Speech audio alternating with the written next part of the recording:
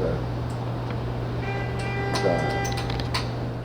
l'article 2 de son programme. Le PQ en mourrait-il et notre rapport à la météo est-il obsessif?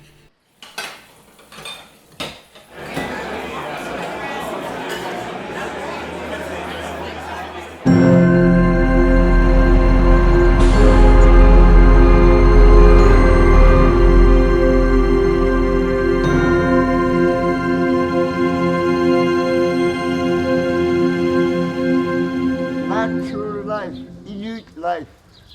I was living in a dog team. My uncle taught me how to do the lead with the dogs. He taught me how to whip and say certain words. Haddock, haddock, eek, eek. And that was my life. But now it's drastically changed.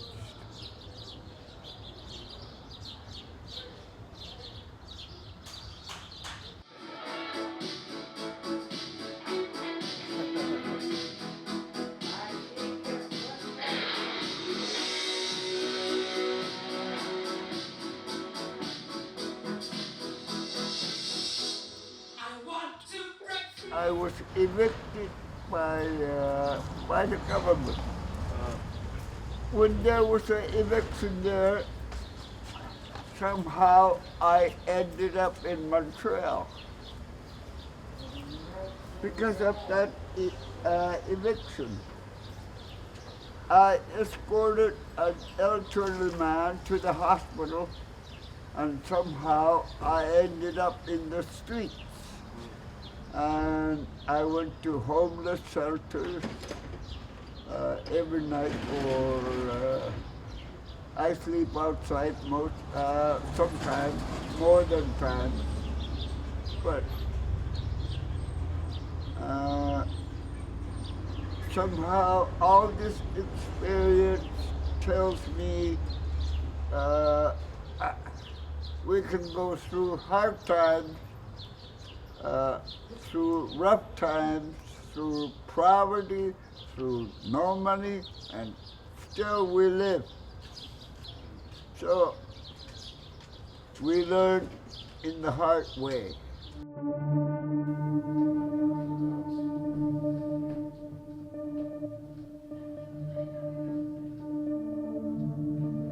PAC, ça représente le projet Autochtone du Québec. Nous sommes un organisme qui existe depuis une vingtaine d'années maintenant ici à Montréal. Alors, le Maison Marc, c'est un nouveau programme qui est tout récent. Ça fait maintenant bientôt 2 ans que ça existe. En fait, ça a commencé, on a commencé à remarquer qu'il y avait plusieurs personnes de la communauté qui fréquentent un refuge puis nos autres ressources qui avaient vraiment la misère de trouver des logements adéquats pour eux. C'est des personnes qui ont des fortes dépendances sur l'alcool puis d'autres substances, puis ils ne sont pas prêts à faire des changements dans ce côté-là de leur vie actuellement. Mais à cause de ça, il se fait refuser un peu de partout dans tous les services, dans tous les programmes d'hébergement. Alors, à un moment donné, on disait, mais il faut faire quelque chose, il faut les supporter parce que c'est quand même, plusieurs de nos résidents sont quand même des personnes un peu plus âgées, puis ils commencent à avoir des problèmes de santé, puis ça déroule. Alors, on disait qu'on va créer quelque chose. On va créer quelque chose où ils peuvent vivre chez eux, ils peuvent se sentir chez eux, ils peuvent, parmi les autres personnes qu'ils connaissent, ils peuvent vivre ensemble.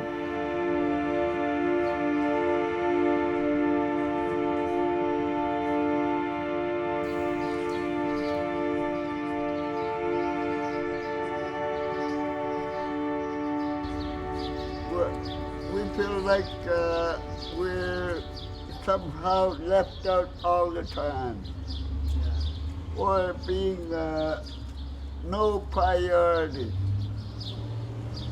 This has to stop. We are minority. They just need to be corrected to make us truly equal Canadians.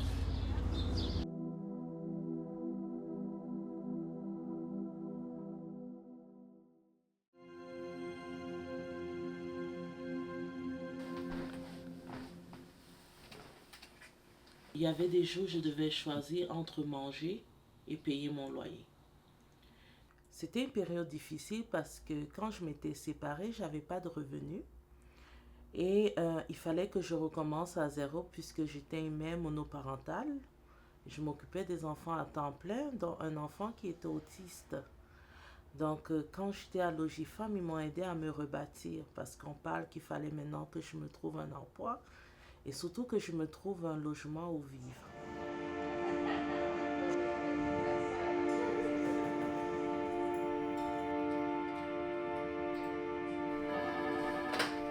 Logifam, bonjour. Tendre la main. C'est ce qu'on veut vraiment permettre aux femmes de vivre. Parce que quand elles arrivent, comme je vous le dis, ça peut être de la rue à chez nous, on veut leur offrir la sécurité, ce cocon-là. De manière générale, les femmes que nous hébergeons sont des femmes souvent fatiguées, à bout de souffle, brisées, abusées. Elles ont tout vécu. Selon moi, les ressources pour femmes sont importantes parce qu'il y a un besoin criant. Il y a de l'itinérance cachée, si on peut dire. Elles habitent chez des amis, chez la famille, mais elles n'ont pas de chez elles. Pour quelqu'un qui n'était pas habitué à ce qu'on prenne soin d'elle, ça a été vraiment un moment de réconfort parce que j'étais celle qui prenait tout sur les épaules. Et à Logifam, j'ai pu vraiment me reposer.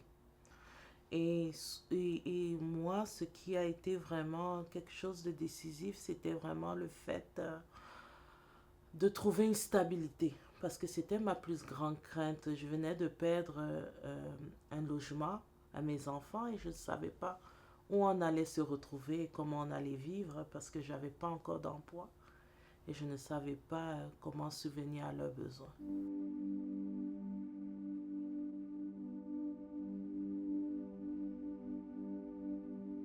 Donc, avoir une sécurité, une stabilité d'un logement où tu n'as pas à compter tes sous, à choisir entre les repas de tes enfants et les garder un toit, là, moi je trouve que ça devrait être maintenant une nécessité.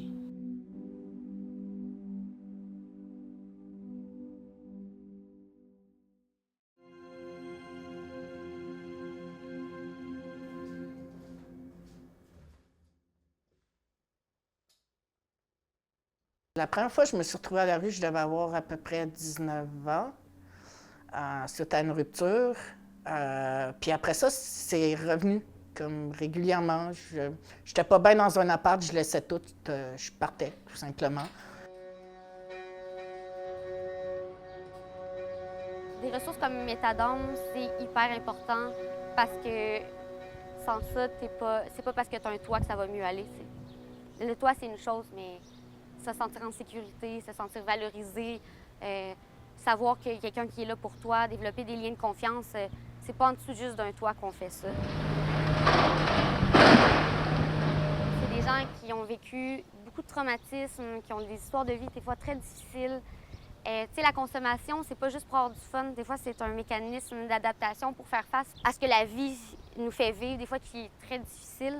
Graduellement, quand on ne demande pas l'abstinence, naturellement, les gens diminuent leur consommation. En essayant d'abolir, on encourage d'une certaine manière la consommation. Fait que Méthadone, c'est ça, c'est correct que tu consommes. C'est correct. Puis des fois, tu vas te planter, puis c'est correct aussi. Puis tu peux te planter plusieurs fois, puis c'est correct. Puis il faut juste que c'est important juste de se relever, puis on va être là pour t'appuyer, tu sais. Fait que je pense qu'on porte pas les gens sur nous, mais on les accompagne, tu sais, en marchant. Ce que j'aime ici, c'est que tu as ton appartement, puis tu fais ce que tu veux avec ton appartement, puis tu ne déranges pas tes voisins comme un peu dans n'importe quel appartement. Puis, mais tu as un soutien, mais qui est à intensité variable. Fait que si tu en as plus de besoin, bien, tu vas avoir plus de soutien. Si tu en as moins de besoin, bien, il s'adapte à la personne. Puis ici aussi, c'est qu'ils ne nous jugent pas sur notre consommation. Puis c'est comme d'être sous un traitement pour les opioïdes, bien, c'est ça ici. Fait que t'es pas gêné d'en parler non plus.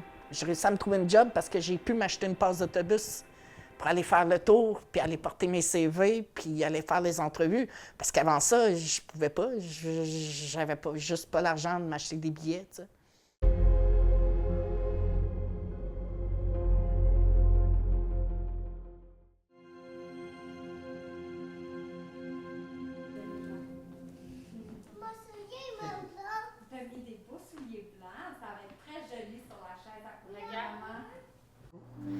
Nous venons de déménager ici il n'y a pas très longtemps. Et puis, c'est une nouvelle expérience pour nous. Et une très belle expérience aussi. C'est simple, je me sens bien, je me sens libre, je sens que ma fille elle est heureuse, je me sens plus organisée, je me sens plus accompagnée aussi. Je me sens moins tout seule. J'ai des gens qui sont dans le même bateau que moi, j'ai des gens qui sont là pour moi. Et on sait qu'ici, on vient tous un peu pour la même chose, pour s'aider, parce qu'on veut aussi une meilleure vie pour notre enfant et pour nous.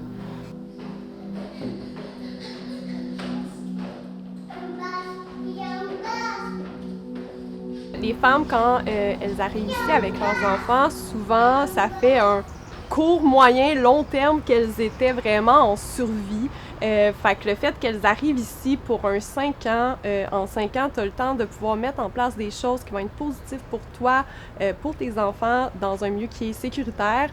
Donc, l'accompagnement que moi je fais auprès d'elles, ben c'est enfin, pour une fois dans leur vie, elles voient le potentiel qu'elles peuvent mettre en place dans leur vie pour se réaliser en tant que personne. Puis c'est ça qui fait qu'ensuite, elles deviennent une citoyenne qui peut contribuer à la société. Puis juste donner un logement subventionné sans offrir un accompagnement communautaire, on passe à côté de tous les outils qu'elles peuvent développer pour réinvestir ça en société, en fait. Puis on assure aussi le filet de sécurité des familles en créant un réseau d'entraide, des liens entre les parents, les enfants qui se font des nouveaux amis puis qui peuvent se côtoyer au quotidien par la suite. Donc c'est vraiment un environnement qu'on essaie de rendre le plus chaleureux possible et le plus participatif pour toutes les familles.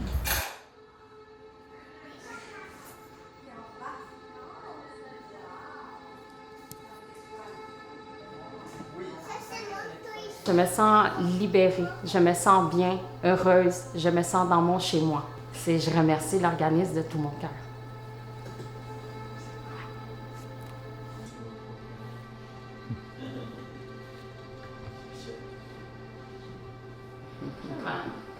Ça me rend pas beaucoup de souvenirs. J'espère que je ne passe plus d'autres vidéos. Non, c'est terminé.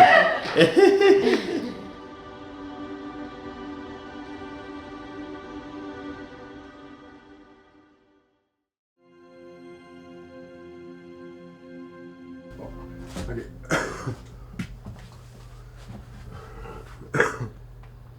Ce que j'aime ici, c'est la liberté. Notre liberté est essentielle, où ce qu'on peut quand même s'approprier les lieux de toutes les façons, là, soit en bourse, en social, soit en amitié. On est tous des amis, on se connaît tous.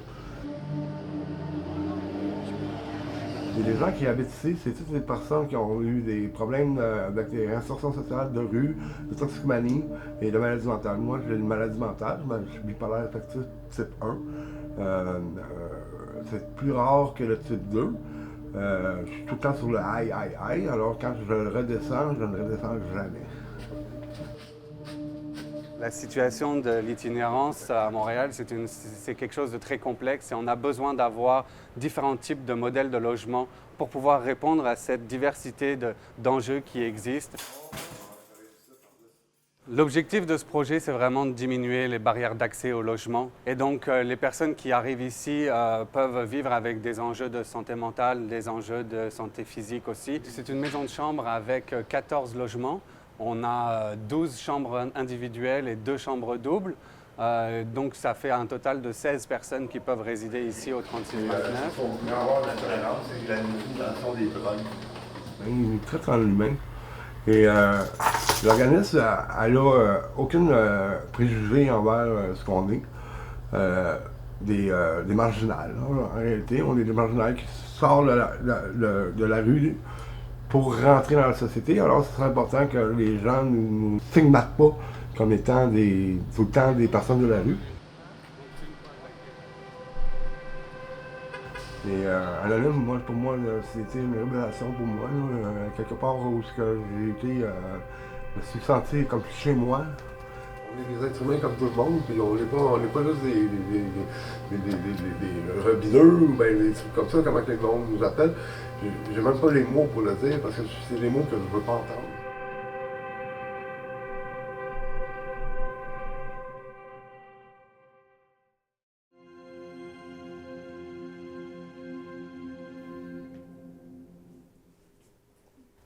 Mon histoire, c'est qu'il y a eu des situations plus difficiles à la maison qui m'ont amenée à aller à la maison d'hébergement de Ressources Jeunesse Saint-Laurent. Malgré tout ce qui se passait à la maison, j'étais pas sûre que quitter était la meilleure des solutions, mais je savais que je devais le faire rapidement pour pas me trouver des excuses. Et quand j'ai dit que j'hésitais, mon père me regardait et m'a dit « Non, non, si tu dois quitter, tu quittes. » J'en vois tous les jours en pointant l'hôpital Douglas parce que mon père est infirmier là-bas. Puis il me dit, j'en vois tous les jours des femmes comme toi parce qu'ils ne sont pas parties parce que c'était leur frère, leur mari, leur oncle. Puis aujourd'hui, ils se retrouvent là. Puis j'ai pas envie que ma fille se retrouve là. Alors, ces appartements l'aident des jeunes à éviter qu'ils attendent trop, qu'ils finissent par se rendre dans ces situations-là. Avec l'environnement, chez moi qui était rendu très toxique, d'être chez moi, avec les intervenants qui sont là s'il y a besoin. Ça a vraiment permis de me sentir bien, de me sentir en sécurité pour pouvoir me concentrer un maximum sur mes études. Ça m'a permis aussi de pouvoir travailler sur moi-même et toutes les séquelles que ce que j'avais vécu, autant chez ma mère avant que dans le passé. J'ai pu vraiment travailler là-dessus et honnêtement, toutes les activités qu'on a sont intéressantes. Alors ça fait des choses en plus qu'on apprend. Ouais, c'est vraiment ça. Ressources Jeunesse, avec notre bloc d'appartement, c'est important pour montrer aux jeunes le premier apprentissage de vie d'appartement. Les jeunes qui viennent ici, l'itinérance qu'ils vont vivre, c'est souvent une itinérance qui est basée sur un manque, des fois un manque de connaissances, d'apprentissage à c'est quoi une vie, se débrouiller seul dans la vie. Ils ont toujours été soit dans des centres d'accueil ou ils ont été abandonnés quand ils sont arrivés ici, malheureusement. Puis là, on est là pour qu'ils se reconstruisent un milieu de vie. Et ce bloc-là, dans ces 3 ans-là, ça leur permet d'avoir une stabilité, mais qui ne les bloque pas à long terme dans « t'habites ici pour toute ta vie ». C'est un début de projet. Ils se construisent comme êtres humains en étant ici. Tellement de choses bien qui sont arrivées dans ma vie depuis que je l'ai fait. Pour moi, c'est une date, la date où j'ai quitté le 17 mars, c'est une date quasiment aussi importante que ma date de fête. C'est une date où j'ai décidé de m'occuper de moi.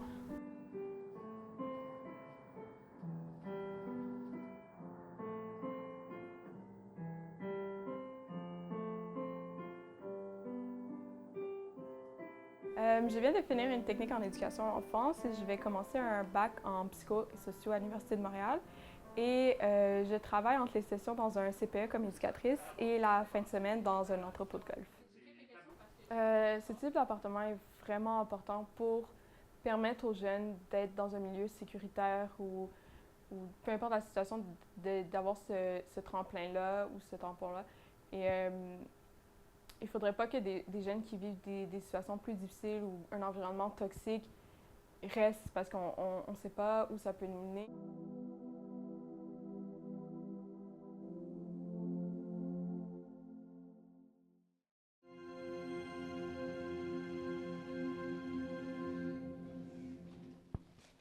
Mon système était faible, très faible, faible. La pression était tellement basse que les gens blanchis n'avaient pas vu ça. Fait qu'ils m'ont emmené tout de suite à l'hôpital, puis c'est là qu'ils m'ont diagnostiqué comme quoi j'avais le VIH. C'est quelque chose. J'ai failli mourir. Mon médecin m'a dit une semaine, j'ai attendu une journée de plus, mais je suis mort. Mais je m'en suis sauvé, ça a l'air. Je suis titre.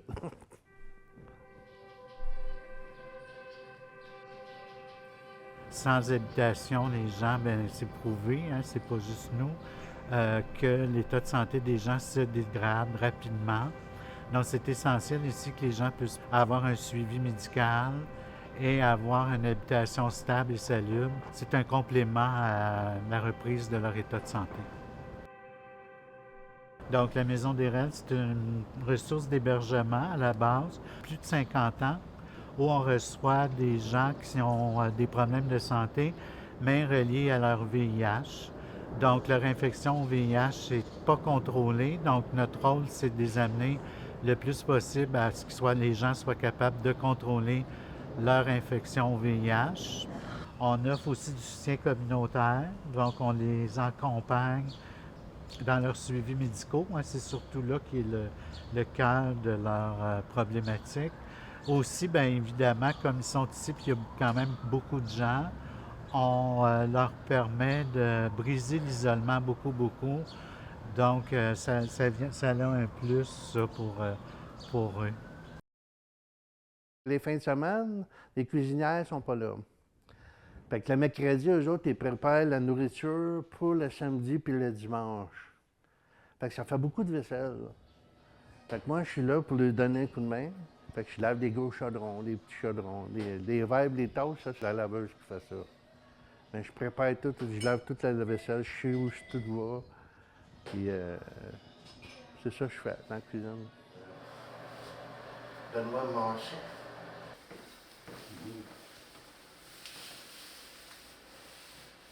Je fais des casse-têtes.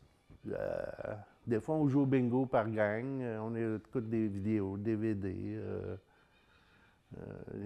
l'ordinateur qu'on a accès au salon, puis on a une salle communautaire en haut. Ben, c'est une vie normale que je vis. J'ai 61 ans, mais ouais, 62. Je travaille pas, mais je vais avoir ma retraite bientôt, là. C'est ça, je vis normal.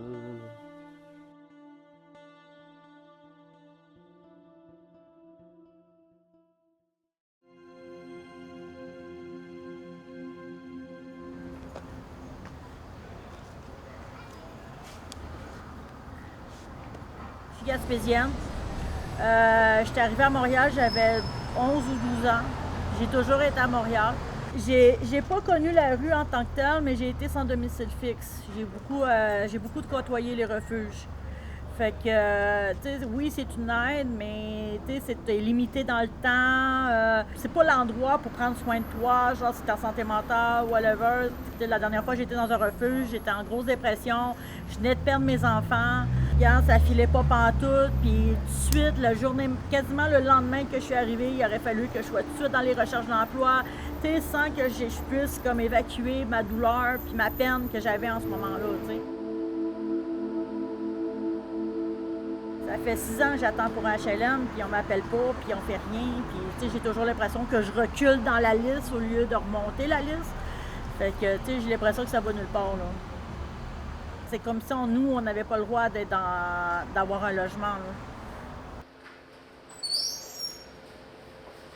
Moi, la raison de pourquoi j'ai décidé de prendre le poste de chargé de projet logement, c'était pour pouvoir développer un programme de logement pour les personnes en situation d'itinérance à faible seuil d'exigence, question que ça puisse être vraiment accueillant, universel, puis qu'on prenne la personne de où elle vient. Donc, peu importe sa situation, problématique de santé mentale, problématique de consommation de substances, peu importe sa situation, qu'elle puisse transiger par un logement transitoire. On est vraiment là pour que la personne prenne en charge sa situation pour qu'elle puisse vraiment intégrer la société par la suite. Ben, Benoît Loeb représente un peu la stabilité pour moi. J'avais pas de projet de vie, j'avais pas rien dans le fond qui était devant moi. Puis comme j'étais pas sûre d'être en mesure de pouvoir avoir un vrai travail pour l'instant à cause de mes problèmes de santé, bien, en venant travailler ici, bien, ça me permet de pouvoir acquérir les compétences qui me manquaient. Le coût de la vie est là, mais l'aide sociale est là. Puis c'est encore pire pour ceux qui n'ont pas de revenus du tout, qui sont refusés par l'aide sociale. Fait que non, le minimum que toute personne devrait avoir, c'est ça. Au moins, avec la bouffe sur la table, toi, ça la tête. Tu sais, il me semble que ça devrait être le minimum que tout le monde aurait droit, là.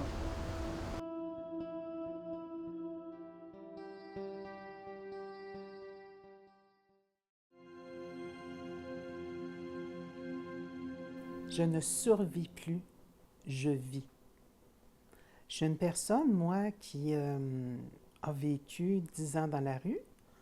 Puis quand c'est arrivé, j'ai eu la clé en main ben moi, j'ai dormi avec ma clé. J'ai dormi aussi avec, comme d'habitude, que ce que je faisais, c'est que j'ai dormi avec mon sac à dos en dessous de ma tête. Puis là, j'ai dormi par terre parce que je ne connaissais pas le mieux-être. Je ne voulais pas connaître le meilleur parce que je me disais, mon Dieu, ça va partir demain. C'est pas ma maison. Puis j'ai été des mois et des mois à dire, mon Dieu, c'est pour moi. C'est pour moi ici. J'en revenais pas. C'était... j'étais loin de ma réalité. J'arrivais pas à capturer, tu sais, cette impression de dire, mais je vis chez quelqu'un, c'est pas ma business ici, là, c'est pas mes affaires, là, voyons donc. Les ressources comme les maisons de langue sont vraiment importantes parce que je pense que le fait qu'on n'ait pas de limite de temps fait que les femmes peuvent vraiment commencer par se déposer dans leur logement, prendre vraiment racine. Puis après ça, c'est possible de travailler sur ce qu'elles ont envie de travailler. Avoir le temps d'entreprendre une thérapie, faire des choses qui nous font du bien, apprendre des nouvelles compétences pour, après ça, être capable de contribuer à la société comme elles sont vraiment capables de le faire.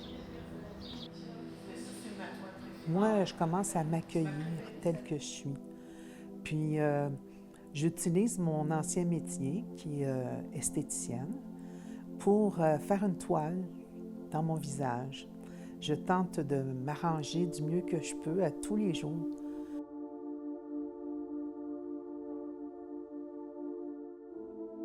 Juste pour me plaire, juste pour être satisfaite de moi, le plus possible. Sans supervision, moi, je ne pourrais pas vivre ça. Ça me touche beaucoup. Laurence, je la connais, ça fait très longtemps.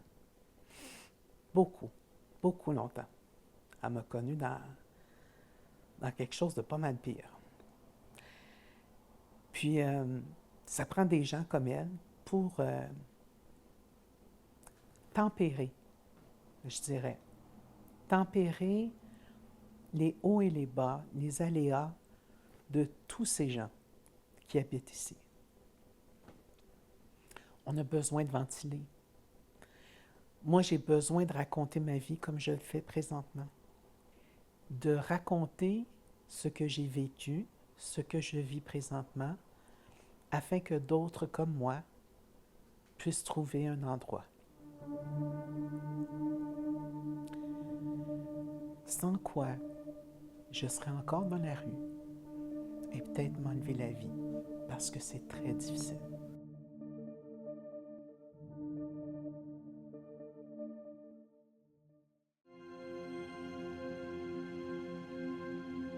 Oh mon Dieu! Qu'est-ce qui manque?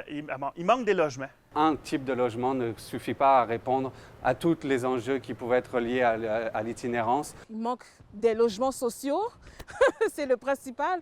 Ce qui manque le plus là, dans les logements sociaux, je pense que c'est toute la reconnaissance du soutien communautaire. Du financement universel, récurrent, non par projet, qu'on n'avait pas nécessairement de critères fixes pour pouvoir avoir des logements. Les femmes qui vieillissent, il n'y a pas d'appartement adapté à leurs besoins. Il n'y a aucun financement récurrent pour assurer une équipe d'intervention stable et pérenne.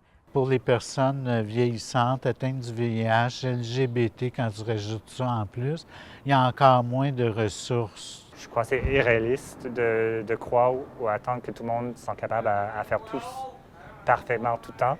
C'est pas juste une question de loger quelqu'un, c'est une question de lui fournir le soutien qu'il a besoin à ce moment-là de sa vie. C'est des endroits accueillants, qu'il n'y a pas des 1000 critères pour pouvoir utiliser les services. Les femmes ici, une fois qu'elles veulent passer à la prochaine étape de leur vie, en fait, on n'a pas d'endroit où les envoyer. Des endroits pour les personnes LGBT atteintes du VIH et vieillissantes. Il y a aussi les communautés autochtones, parce qu'il y a beaucoup d'itinérance chez les autochtones. Il y a aussi les femmes. Qu'il n'y ait pas de critères définis, que ça soit vraiment une universalité, tu acceptes la personne dans sa globalité. Oui, l'appartement qui est subventionné, oui, ça l'allège au niveau financier pour la femme, la famille, mais c'est pas tout ce que ça prend. Le toit, c'est une chose, mais tous les espaces communs que je parlais, c'est ça qui est important. il manque de tout, il manque l'intervention, il manque de bras, il manque de main-d'œuvre. Plus de flexibilité dans le programme, plus de diversité dans les programmes qui sont offerts. Qu'il n'y ait pas de contraintes de temps, d'hygiène, d'animaux. Ça prend du support. Ça prend des maisons de chambre. Des programmes qui permettent des personnes de vivre ensemble. Que ce soit du logement permanent, que les organismes communautaires aient une autonomie dans la gestion, dans l'acceptation et dans la gérance de leur organisme. Mais surtout les logements transitionnels, parce que l'hébergement, c'est bien, mais c'est juste pour un temps. Le logement social, en général, ça serait vraiment important. Test 1, 2, 3, 4. Ça m'a de l'air de ça, un être humain.